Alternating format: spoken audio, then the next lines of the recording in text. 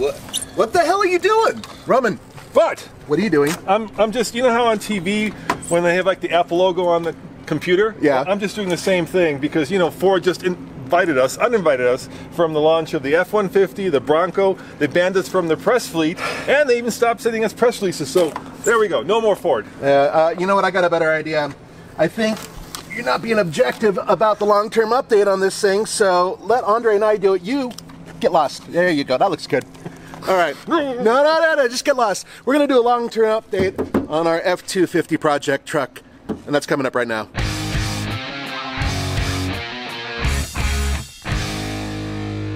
Guys, 6 months ago, we bought this truck with our own money without anybody else's help.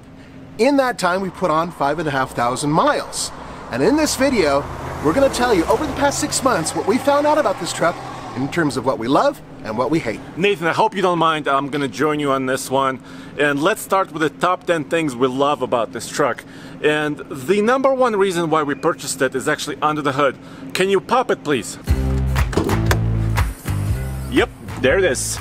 That's 7.3 liters of gas V8 heavy-duty truck goodness.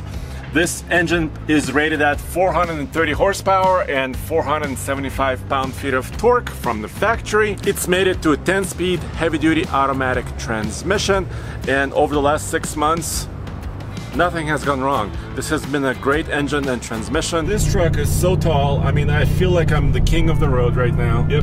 And so stable. I don't even notice the trailer behind me. Yeah. I don't even know if it's there. By the way, dude, we're done. We're done. 2 brake applications. That's pretty darn good. Just 2. Yeah. When the truck went to 4th gear, that was plenty for it to control everything. I didn't touch the brake twice. I had to do it. Yeah. So, dude, a couple of things just happened. What happened there? So it went down to like 58. Yep.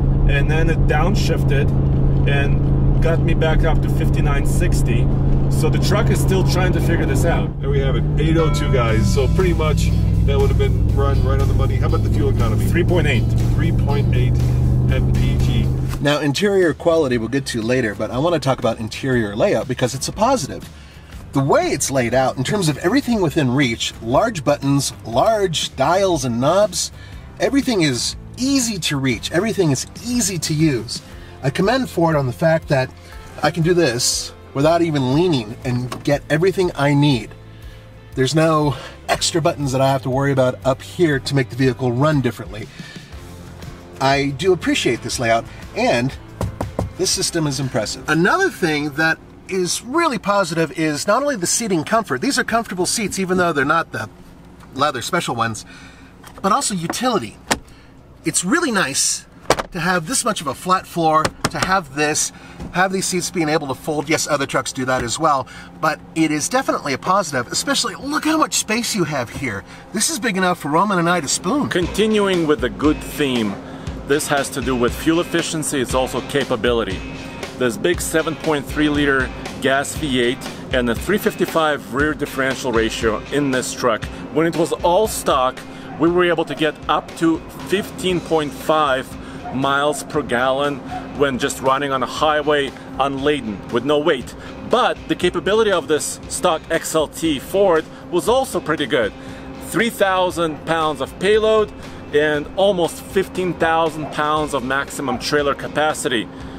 Considering what this is, those are good numbers. Another positive is value, because if you think about what this truck comes with, it's not a bad value at all.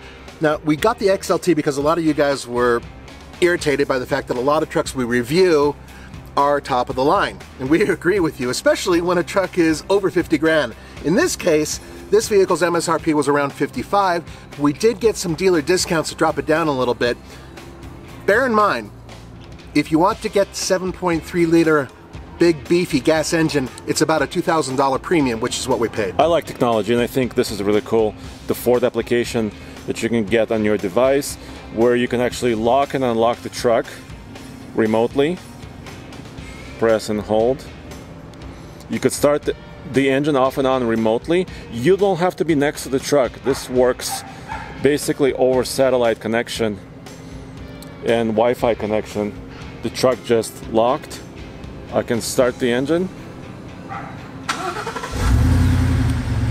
Hello there. And also I can monitor other things. My fuel level. I know that my tire pressure monitor has a warning. We'll talk about that a little bit later. My location, etc., etc. Now I know 6 months and 5,500 miles doesn't seem like a lot, but consider the fact that we put trucks through a lot.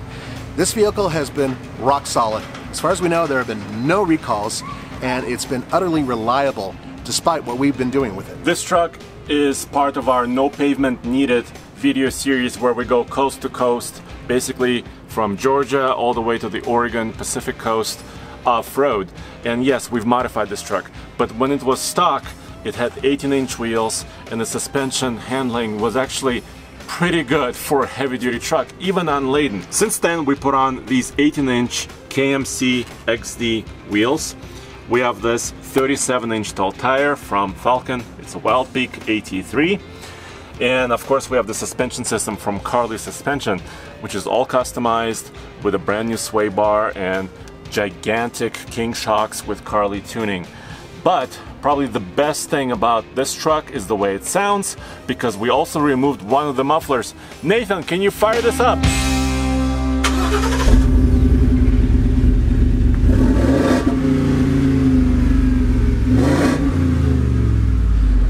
The good news here for a lot of you guys who like to add onto your truck is that there is tons of aftermarket support outside of Ford. And because of that, even with these newer models, you're able to slap on lots of goodies just like we did. Yes, of course. We do have a 4-wheel camper on the back of our F-250, and that goes to the usability of the stock truck. When it was fully stock for 2020, Ford lowered it about an inch when you compare it to the previous 2019 model. What does that do for you? Well, it does several things. First of all, it's easier to get in and out of the truck when it was stock, not with a 5-inch lift here. Secondly, it improves your fuel efficiency because you can actually get a little bit more aerodynamic quality to it on the highway when it's slower, and it's easier to load campers and hook up trailers to the truck. So dude, those are the things we love, the top 10. Hold on. Look, I can't believe we just bought this truck with our own money, and the way that Ford thanked us, and you guys, was to lock us out of all Ford coverage. Okay, go walk it off. You're not being objective right now. We're gonna transition to the things we don't like about the truck. Roman, keep walking. This is the top 10 things we hate.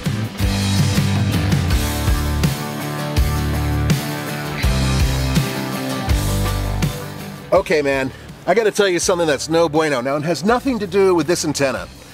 AM/FM works just fine. The problem comes in with satellite radio. We paid for that. Now, the antennas used to be up here, but they're not anymore. They're back here. We're not the only people who are gonna put a thing in the back, right? I mean, you got a camper, it's gonna cover it, and that's exactly what's going on. And because of that, we have intermittent loss of signal, which is really frustrating because I need music to silence the voices in my head. Now, we recently noticed that a lot of prototypes that have been running around look like they have the same type of setup. A lot of competitors have the satellite radio antenna near the front of the cab. We purchased this truck with an FX4 off-road package. It's a 4-wheel drive, but it came from the factory with this gigantic front air dam chin spoiler, which we have recently cut off by ourselves because we wanted more clearance. I understand why it's there. It's there for aerodynamics, making the truck a little bit more slippery, a little bit more efficient, but it's a 4-wheel drive FX4. When I purchased that specific package, I would expect something different. Yes, I know they have unique tremor spoilers, but I called the dealer and I wasn't able to get one, so we had to cut it off. One of my issues is this, the tailgate. On the XLT model, it's not dampened, and the reason why that's an issue is because it comes with the tailgate step. This is extra heavy. After a day of loading and unloading, opening and closing, gotta be honest with you, it would help if it was dampened. Next big issue on this XLT is actually the headlights and the coverage they offer during the night. We actually switched out these bulbs for another set of bulbs from the aftermarket, and it didn't help much either. Both of them are on all the time, so the upper and the lower, so you would think you'd get more coverage. But we recently drove to Moab, Utah from here in Colorado. and it's not great. Yes, you can upgrade to a Lariat or above with LED headlights, which are better, but across the board, manufacturers like Ford should offer headlights that actually offer you good coverage and visibility. Now I can encapsulate this interior with one little component. The interior quality is an issue. Look at this. This really looks unfinished, and there's a lot of other components in there that are like that and have a quality to them that doesn't feel comparable to the competition, and that's an issue. The next issue with the interior was actually the steering wheel. We were actually fortunate, one of you guys donated a nicer steering wheel to us, and we're going to be spending thousands of miles off-road, many days and hours behind the wheel of this truck. So you actually want something nice to hold on to, which we now have, but our XLT model steering wheel was just too plasticky. Not cool. Here's the next issue with the stock wheels, tires, and exhaust system. First, the wheels. Design was pretty good. There were 18-inch wheels, but for the FX4 package, it was kind of a street-based all-season tire, which was about 33 inches in diameter. Not great for an off-road truck. Then the exhaust system was just too quiet and made the whole truck seem a little bit slower, a little bit weaker.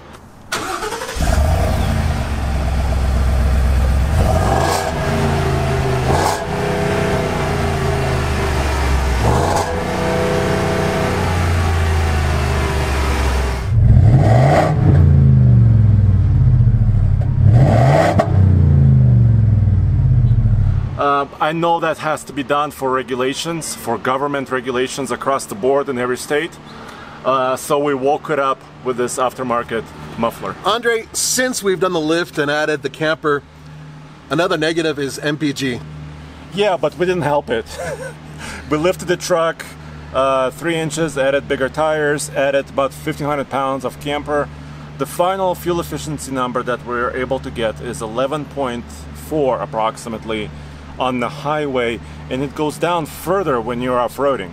I bet it does. And guys, on our top 10 hate list has to be the way the hitch is designed to accept chain hooks. So as you can see, this is a standard hook, but see how it's stuck? This eyelet is actually not big enough. It's too narrow. I know it's a really heavy-duty hitch, but you see, it's kind of hard, very hard to get it in there, and this doesn't latch. I just wish they made this opening a little bit larger, because this is a standard hook.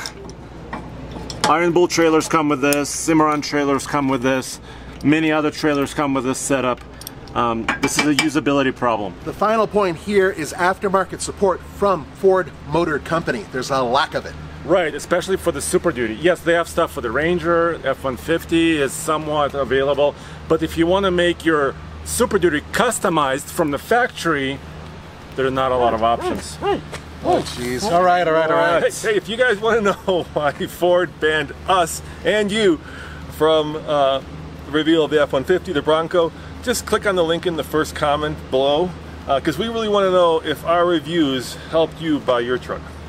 All right, I'm just going to shut up. I'll do it myself, Nick. Yeah, do it yourself.